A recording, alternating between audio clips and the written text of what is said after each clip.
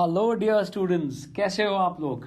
हमने यहाँ बहुत सारे क्वेश्चंस जिनमें कि केस स्टडीज भी इंक्लूडेड हैं पोस्ट करे हुए हैं और आप उन सबको अच्छे से प्रैक्टिस करते रहते हो। हमने यहाँ रिलेशन फंक्शंस के अंदर पहले एक केस स्टडी पोस्ट करी है जिसमें हमने सिर्फ रिलेशंस लिया था और अब ये सेकंड पार्ट है जहां पर रिलेशन और फंक्शन को हम इंक्लूड कर रहे हैं। तो आइए इस केस स्टडी को भी बहुत ध्यान से समझते हुए आगे बढ़ेंगे। और हाँ, अगर इस चैनल को अभी तक सब्सक्राइब नहीं करा है तो जल्दी से जल्दी सब्सक्राइब कर लीजिए, बेल बटन को दबा दीजिए ताकि जो भी हम वीडियो पब्लिश करते हैं ठीक उसी समय आप तक वो इन्फॉर्मेशन पहुंच जाए। और साथ ही साथ ये वीडियोस अपने दोस्तों के साथ जरूर शेयर करिएगा। आओ बच्चों, हम केस स्टडी पर एंटर करते हैं।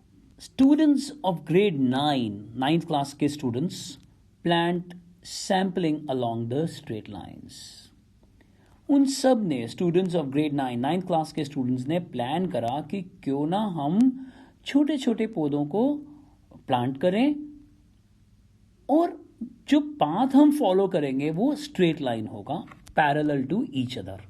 यानी गिवन डायग्राम के अंदर अगर मैं यहां एक स्ट्रेट लाइन ड्रॉ करता हूं तो शायद अगला जो प्लांटेशन होगा वो यहां होगा और फिर इसी प्रकार से इसको फॉलो करते हुए parallel to each other to one side of the playground, ensuring that they had enough play area. वो ऐसा भी नहीं चाहते कि सारी जगह पर प्लांटेशन कर दी जाए, वो ध्यान रखते हुए कि प्लांटेशन करेंगे पैरेलल लाइंस के अंदर और साथ में खेलने के लिए बहुत सारी जगह भी छोड़ दी जाएगी। Let us assume that they planted one of the rows of sampling along the line y equals x minus 4। यानी यहां ये चीज मान लिया जाए कि इस लाइन का जो लोकस है, यानी इस लाइन की जो इक्वेशन है वो है y equals x minus 4। इस पर भी हम बात करेंगे अभी।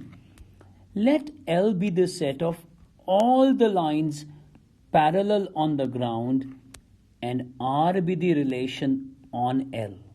यानी R रिलेशन जो है that is defined on L और L क्या है, set of parallel lines। Based on the above case study, answer the following। इन सारी चीजों को पढ़ने के बाद, समझने के बाद आंसर द फॉलोइंग क्वेश्चंस। आइए शुरू करते हैं। पहला question, let R be defined on L and it is given by L1 comma L2 such that L1 is parallel to L2 where L1 and L2 both are, यहाँ belonging to का sign है ये और यहाँ पर ये sign इस तरह का है, आप समझ गए होंगे। belonging to L, थोड़ा सा रॉन्ग प्रिंटिंग हो गई है। देन R is किस तरह का रिलेशन, ये हमें बताना है। तो आपको रिलेशन की नॉलेज है और आपको पता है कि यहां बोला गया है L1 is parallel to L2, ऐसा दिया हुआ है। यानी आप ड्रॉ भी कर सकते हो, मैं इस तरह से ले लेता हूं L1 is parallel to L2। तो अगर मैं L2 को L1 के इक्वल पुट करूंगा तो आप कंफ्यूज हो सकते हो जूनियर क्लासेस को लेकर। आप कहोगे हमें तो जूनियर क्लासेस में डांट पिटती थी अगर हम कोइंसिडेंट लाइंस को पैरेलल लाइंस बोल देते थे, क्योंकि कोइंसिडेंट लाइंस में तो दो इक्वेशंस होती नहीं है, एक ही इक्वेशन होती है। बट आप सीनियर क्लासेस में ये बात याद रखो कि ये L2 जब इस पर सुपर इम्पोज हो जाएगी, जब ये एक ही बन जाएगा तो L1 और L2 बराबर हो जाएंगी। यानी ये जो कोइंसिडेंट लाइंस हैं ये टिपिकल एग्जाम्पल है पैरेलल लाइंस का। तो जैसे ही आप रिफ्लेक्सिविटी चेक करने के लिए L2 को L1 के इक्वल पुट करते हैं तो आप लिखते हैं L1 is parallel to L1। A line is always parallel to itself। इसका मतलब all the ordered pairs are true for every line in L। तो क्लियरली R क्या हो गया, R is reflexive। प्लीज इसको थोड़ा अरेंज कर लेना, जब आप नोट्स बना रहे होगे तो इसको प्रॉपर्ली अरेंज कर लेना। और वैसे भी ये एमसीक्यूज हैं, मैं हर केस स्टडी के अंदर बोलता हूं कि हैं तो ये एमसीक्यूज जल्दी से जल्दी करने हैं, लेकिन मैं इसे सब्जेक्टिव क्वेश्चन मानते हुए पूरी की पूरी प्रेजेंटेशन और चैप्टर को रिवाइज कराने की भी कोशिश करता हूं। जिसका फायदा स्टूडेंट्स को मिलता है वो हमें बताते हैं। अब आगे बढ़ते हैं और चेक करते हैं कि क्या ये सिमेट्रिक है। आप खुद सोचिए, अगर मेरे पास एक लाइन है L1 और एक दूसरी लाइन है L2, आपस में दोनों पैरेलल हैं, तो कोई फर्क नहीं पड़ता अगर मैं बोलूं L1 is parallel to L2 और L2 is parallel to L1, rather हम बोलते हैं दे आर म्यूचुअली पैरेलल। सो अगर L1, ये कंडीशनल स्टेटमेंट होती है, L1 और L2 R से बिलोंग करते हैं, this implies L1 is parallel to L2, then obviously L2 is parallel to L1. This implies L2 comma L1 will belong to R. So if L1 comma L2 is belonging to R, then L2 comma L1 will definitely be belonging to R. Therefore R is symmetric.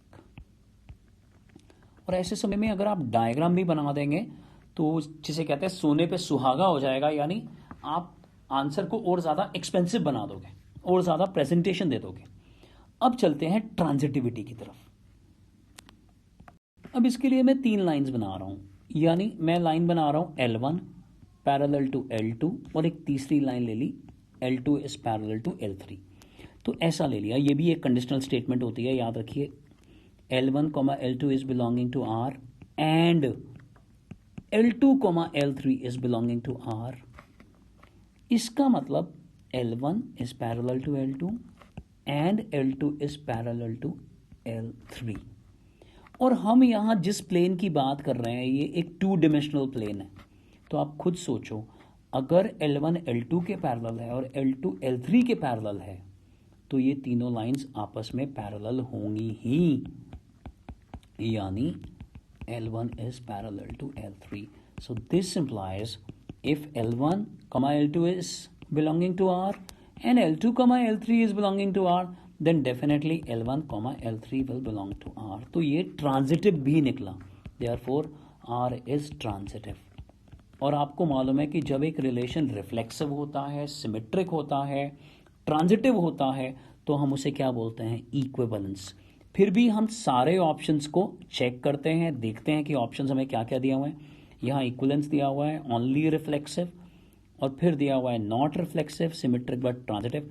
But clearly यहाँ पर क्योंकि तीनों चीजें हैं इसीलिए हम जाएंगे option A के साथ, यानी this relation is an equivalence relation. आइए अब हम सेकंड पार्ट की तरफ बढ़ते हैं, और सेकंड पार्ट क्या है, लो जी यहाँ तो कॉन्सेप्ट बदल दिया, एक नया रिलेशन दे दिया है R, और इस बार दिया है R1 is perpendicular to R2। देखिए ध्यान से, और यहाँ इस प्रिंटिंग को दोबारा हम ठीक करते हैं, the 2 are belonging to set L। So यहाँ पर दिया हुआ है द 2 लाइंस आर परपेंडिकुलर, ये L1 ले रहा हूँ और ये L2 ले रहा हूँ। तो सबसे पहले यहाँ ऑप्शंस दिए हुए हैं, सबसे पहले हम खुद ही चेक करके देख लेते हैं। अगर मैं L2 को L1 के इक्वल पुट कर देता हूं तो भैया ये तो ना हो पाएगा। क्यों नहीं हो पाएगा? Because a line can not B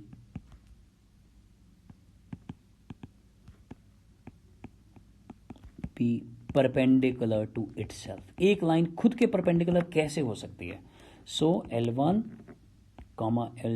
L1 does not belong to R, therefore R is not reflexive। ये देखिए, ये तो हो गया। अब आगे बढ़ते हैं, सिमेट्रिसिटी और ट्रांजिटिविटी को लेकर हम क्या कर सकते हैं उस पर जल्दी से काम करते हैं। ध्यान से देखिए, जब हमने ये डायग्राम बनाया था L1 is perpendicular to L2, तो L2 भी तो L1 के परपेंडिकुलर है, तो यहाँ सिमेट्री तो दिखाई दे रही है। तो फिर से एक कंडीशनल स्टेटमेंट लेते हुए that L1 L2 is belonging to R, यानी L1 is perpendicular to L2। सो इसका मतलब तो ये है कि that L2 is perpendicular to L1, diagram में भी दिख रहा है। सो ये उसका कन्वर्स यानी उसका रिवर्स भी ट्रू होगा, देयरफॉर R इज सिमेट्रिक। भाई सिमेट्रिक तो हो गया, सिमेट्रिक तो है पक्का, क्योंकि अगर एक लाइन दूसरी लाइन के परपेंडिकुलर होगी तो दूसरी तो पहले के परपेंडिकुलर होगी ही। अब आगे बढ़ते हैं और ट्रांजिटिविटी जल्दी से चेक कर लेते हैं कि ट्रांजिटिविटी क्या है। अब जब हम ट्रांजिटिविटी की बात करेंगे तो हमेशा की तरह पहले डायग्राम बना लेंगे। ये देखिए ये L1 है, ये L2 है, और अब ये L3 L2 पे परपेंडिकुलर ले लिया, तो आप देख रहे हैं कि L1 और L3 तो परपेंडिकुलर नहीं आ रहा, तो इसका मतलब ये ट्रांजिटिव तो है नहीं। बट अब इसको अलजेब्रिकली कैसे हम प्रूव कर पाएंगे, ध्यान से देखिए। If L1, L2 is belonging to R, यानी L1 is perpendicular to L2 and L2, L3 is perpendicular to R, यानी belonging to R, but L1 is not perpendicular to L3, rather आप कहेंगे L1 is parallel to L3। आप यहां बोल सकते हो ऐसा, क्योंकि यहां पर ये जो प्लेन दिया हुआ है ये 2 डिमेंशनल दिया हुआ है। 3D में ऐसा नहीं होता, जरूरी नहीं है कि अगर दो लाइंस जो है वो परपेंडिकुलर नहीं होंगी तो पैरेलल होंगी, ऐसा जरूरी नहीं है, उनको स्क्यू लाइंस कहते हैं। बट इस केस में तो पक्का ये दोनों लाइंस पैरेलल ही होंगी, परपेंडिकुलर तो पक्का नहीं होंगी। तो L1, L3 does not belong to R, therefore R is not transitive। तो भैया ना तो ट्रांजिटिव है ये, ना ये रिफ्लेक्सिव है, लेकिन ये क्या है, सिमेट्रिक। तो ऑप्शन चेक करते हैं, R is symmetric but neither reflexive not transitive. भाई सही बात है, R is reflexive and transitive but not symmetric, छोड़ दो ना। R is reflexive but neither symmetric not transitive, R is an equivalence relation. भाई रहने दो। तो हमारे को तो एक ही चीज़ समझ में आ रही है कि इसके अंदर भी ऑप्शन ए जो है वो एक सेंसिबल ऑप्शन है और यही एक ट्रू आंसर लग रहा है। आइए आगे बढ़ते हैं। अब इस थर्ड पार्ट के अंदर यहाँ पर फंक्शन डाल दिया गया है, मतलब अचानक रिलेशन की बात करते करते अब ये फंक्शन पर आ गए हैं, और एक फंक्शन दिया हुआ है रियल टू रियल, और फंक्शन है एक लीनियर फंक्शन x-4, और ये बताना है कि ये इनमें से क्या है। तो बच्चों इस क्वेश्चन को हमें टेस्ट करना पड़ेगा इंजेक्टिविटी और सर्जेक्टिव के लिए। तो सबसे पहले अगर मैं 1-1 की बात करता हूं, 1-1 मतलब इंजेक्टिव की बात करता हूं, तो हमारे को ये बताना पड़ेगा कि अगर एक इनपुट है तो एक ही आउटपुट है। तो उसके लिए आपको पता है कि हम दो इमेजेस को सेम रख लेते हैं, और ये दोनों कोडोमेन से बिलोंग कर रही हैं, और यहाँ पर डोमेन और कोडोमेन सेम है, रियल नंबर्स। तो ध्यान से देखिए, हमने ऐसा कर दिया, और x1 is equal to x2 is the only possibility. बार बार बोल रहा हूं मैं कि मैं यहां हर क्वेश्चन को सब्जेक्टिव की तरह भी ले रहा हूं, और अगर ऑब्जेक्टिव में आपको बाय इंस्पेक्शन ही समझ में आ रहा है तो फिर तो आपको वर्किंग करनी नहीं है, या फिर रफ में थोड़ी सी वर्किंग करनी है। तो यहां पर हमें क्या समझ में आया कि अगर इमेजेस सेम है तो इनपुट भी सेम है, यानी एक इनपुट से एक ही आउटपुट आएगा। तो clearly this is, now this F is injective. तो चलो एक बात तो समझ में आ गई, इंजेक्टिविटी तो समझ में आ गई। आप चाहें तो यहां इसका स्क्रीनशॉट ले लें। अब हम आगे बढ़ रहे हैं। अब हम यहां सर्जेक्टिविटी के लिए टेस्ट करने वाले हैं। सर्जेक्टिविटी मतलब ऑन टू के लिए टेस्ट करने वाले हैं कि ये ऑन टू है कि नहीं है, ठीक है। इसके सर्जेक्टिव नेचर के लिए चेक करने वाले हैं। तो उसके लिए क्या निकालना पड़ेगा, रेंज निकालना पड़ेगा, या हमें बताना पड़ेगा कि भैया कोडोमेन के अंदर जितने भी एलिमेंट्स हैं वो डोमेन के एलिमेंट से रिलेटेड हैं, यानी सारे के सारे एलिमेंट्स जो कोडोमेन में हैं वो इमेजेस हैं। तो आइए कैसे करें। हम सबसे पहले fx को y पुट कर लेते हैं, और इसको करने का तरीका बहुत आसान है, मतलब क्योंकि x कहां से कहां तक है, -∞ से इन्फिनिटी, तो ऑब्वियस सी बात है कि x-4 भी कहां से कहां तक होगा, -∞ से इन्फिनिटी तक। तो यहां ये y रिप्लेस कर सकते हैं, तो y की रेंज क्या आ गई, -∞ to infinity open interval, which is equal to real numbers, which is equal to codomain. इसका मतलब कोडोमेन का हर एक एलिमेंट एक इमेज है। तो ये function therefore f is also onto या सर्जेक्टिव। तो अगर कोई चीज सर्जेक्टिव और इंजेक्टिव दोनों होती है तो वो क्या बन जाती है, बाइजेक्टिव। तो क्लियरली यहां जो ऑप्शन है वो ऑप्शन ए है। तो ये क्वेश्चन ठीक, इसको भी आप स्क्रीनशॉट ले लीजिए, और ठीक इसके बाद मैं एक शॉर्टकट भी बताने वाला हूं इसका।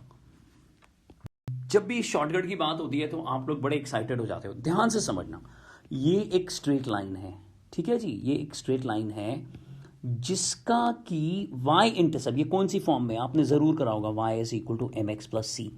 तो c जो है वो y इंटरसेप्ट है 0, -4, और इसका जो स्लोप है आप देख रहे हो 1 है।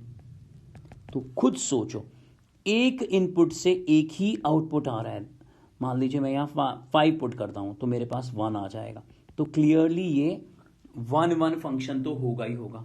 और यहाँ ये देखो, ये -इन्फिनिटी से लेकर कहाँ तक जा रहा है, इन्फिनिटी तक, और सारे के सारे रियल नंबर्स कहीं पर भी पूरे कंटिन्यूअस है। कहीं पर भी मैं रियल नंबर उठा लूं तो अगर आउटपुट हमारे पास यानी y कोऑर्डिनेट है तो उसका x कोऑर्डिनेट भी होगा ही।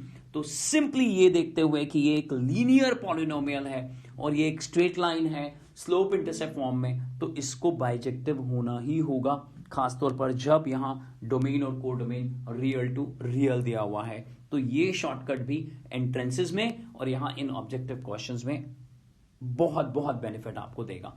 आइए आगे बढ़ते हैं। आइए अब फोर्थ पार्ट को देखते हैं। और फोर्थ पार्ट क्या है, let there is a function r to r, same function f(x = x-4), same function है, देन फाइंड द रेंज। तो ये थोड़ा फनी सा क्वेश्चन लग रहा है क्योंकि रेंज तो हम ठीक इससे ऊपर वाले पार्ट में, थर्ड पार्ट में निकाल चुके हैं। और आपको याद होगा कि रेंज जो है वो रियल नंबर आई थी, तो क्लियरली यहां पर जो ऑप्शन होगा वो ऑप्शन ए है। यहां पर ये देखिए, पहले भी ऑप्शन ए था और अभी भी ऑप्शन ए है यहां पर। आइए आगे बढ़ते हैं। हम अब आखिरी क्वेश्चन की तरफ बढ़ रहे हैं, यानी आखिरी पार्ट की तरफ बढ़ रहे हैं, और ये है fifth part. Let there be a relation L1, L2, L1 is parallel to L2। हमने ऐसा करा है, परपेंडिकुलर के साथ भी करा है, पैरेलल के साथ भी करा है। और यहां पर बोला गया है कि line L1 is y = x-4, जो लगातार हम पार्ट 3 और पार्ट 4 में कर रहे हैं। Then which of the following can be taken as L2। L2 किसको ले सकते हैं? सो ऑब्वियसली जिसका स्लोप जो है वो 1 हो, और किसी भी हालत में अगर मैं इसे y = mx + c रख रहा हूं तो c की वैल्यू -4 ना हो। फिर से सुन लीजिए, पैरेलल लाइंस के लिए क्या है, स्लोप की वैल्यू 1 होनी चाहिए, और आपको यह भी मालूम है कि वो एग्जैक्टली सेम नहीं होने चाहिए, वरना वो एक टिपिकल केस माना जाएगा। और यहां जो क्वेश्चन जिस तरह से साउंड कर रहा है वो ये साउंड कर रहा है कि पैरेलल लाइंस हैं। तो यहां अगर मैं इसको इसी फॉर्म में रखता हूं y = mx + c में, तो c की वैल्यू -4 नहीं होनी चाहिए। तो क्लियरली अगर मैं यहां बात करता हूं y = d पार्ट से शुरू करता हूं तो ये तो नहीं हो सकता 7 - x, बिल्कुल भी नहीं हो सकता। स्लोप भी सेम नहीं है, y इंटरसेप्ट भी सेम नहीं है। सिमिलरली सी पार्ट भी नहीं हो सकता, बी पार्ट भी नहीं हो सकता। तो क्या इसका मतलब ये है कि ये ए पार्ट है? तो आइए ए पार्ट को चेक करते हैं। तो आइए इसके लिए हम लोग एक इंस्पेक्शन करते हैं, चेकिंग करते हैं। मैं डी पार्ट से शुरू कर रहा हूं। डी पार्ट क्या है, 7 - x। तो क्योंकि स्लोप ही सेम नहीं है तो ये तो कभी भी नहीं हो सकता। सिमिलरली यहाँ सी पार्ट ध्यान से देखिए, -2x -7 / 2, यहाँ पे भी स्लोप सेम नहीं है तो ये भी नहीं हो सकता। तो अब बी और ए में से कुछ हो सकता है। एक बार हम वापस से बी देखते हैं। जब बी को देख रहे हैं तो फिर वहां पर यही बात आ रही है कि भाई स्लोप तो 1 होना चाहिए और यहां स्लोप 2 है। तो क्या अब बचा हुआ part A part he answer है? तो आइए, लग तो रहा है, क्योंकि ऑब्वियसली अगर 4 में से 3 पार्ट फेल हो रहे हैं तो एक पार्ट तो आंसर आएगा ही आएगा। लेकिन फिर भी हम चेक करके देखते हैं। हम यहाँ 2x + y = 2y रखते हैं, और जब मैं y की वैल्यू लिख रहा हूं तो मुझे 2 दोनों साइड डिवाइड करना पड़ेगा। तो 2x/2 + 5/2। तो इसका जो नेचर है वो मैच कर रहा है इससे, यानी इस पार्ट का आंसर भी ऑप्शन ए आ रहा है। तो लगातार लास्ट 3 पार्ट्स अगर हम देखें तो वहां पर आंसर ऑप्शन ए है, बट ये कोई पैटर्न नहीं होता, बाय चांस यहां पर आ गया है। तो बच्चों, आपने ये केस स्टडी भी बहुत अच्छे से कर ली है। और हाँ, अगर हमारे साथ आप कोई सिस्टमैटिक पढ़ाई करना चाहते हैं लाइव लेक्चर्स के थ्रू, या किसी पर्टिकुलर चैप्टर को करना चाहते हैं, तो दिए हुए नंबर पर हमें कांटेक्ट करें, कॉल या व्हाट्सएप करें, और हमारी टीम आपको बेस्ट ऑप्शन बता देगी। और बच्चों, अभी तक इस चैनल को सब्सक्राइब नहीं करा है तो इस चैनल को सब्सक्राइब करिए, सारे वीडियोस अपने दोस्तों के साथ शेयर करिए, और हाँ, पढ़ते रहिए और आगे बढ़ते रहिए।